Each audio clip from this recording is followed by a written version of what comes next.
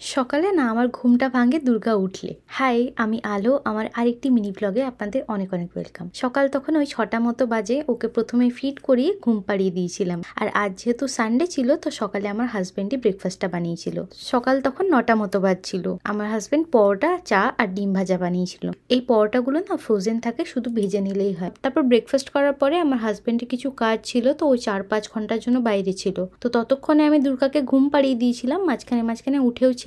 তো ঘুমাতেই আমি চিকেন রান্নাটা শুরু করেছিলাম। আর এই চিকেনটার জন্য মিক্সি চালিয়ে আমি মশলাটা যে কিভাবে বেটেছি সেটা আপনারা দেখলে আপনাদের হাসতে হাসতে পেটে ব্যথা হয়ে যাবে। কোনো রকমে মাংসটা কষানো হতেই মেয়ে দেখি কাঁদছে। তো গিয়ে ওকে কোলে নিয়ে আমি ঘুরছিলাম আর মাঝে মাঝে রান্নাটা দেখছিলাম যাতে ধরে না যায়। আসলে আমি রান্না করলে দরজা সবসময় বন্ধ করে দিই যাতে ওর নাকে ঝাঁঝ না যায়, কিন্তু যেহেতু জল ঢেলে দিয়েছিলাম আর কোনো রকম ঝাঁঝ বের হচ্ছিল না আর এক্সস্টটাও চালানো ছিল। তারপর আর মেয়েটা ঘুমালোই না। হাজবেন্ড আসার পর ওকে সোফাতে শুইয়ে রেখে লাঞ্চটা করে নিলাম আমরা। আর বিকালে এই চা আর বিস্কুটটা খেয়েছিলাম। দুর্গা ঘুমানোতে আমরা একটা মুভিও চালিয়েছিলাম বহুদিন পর। তো এই তো ছিল আজকে shorts. Follow for more. By.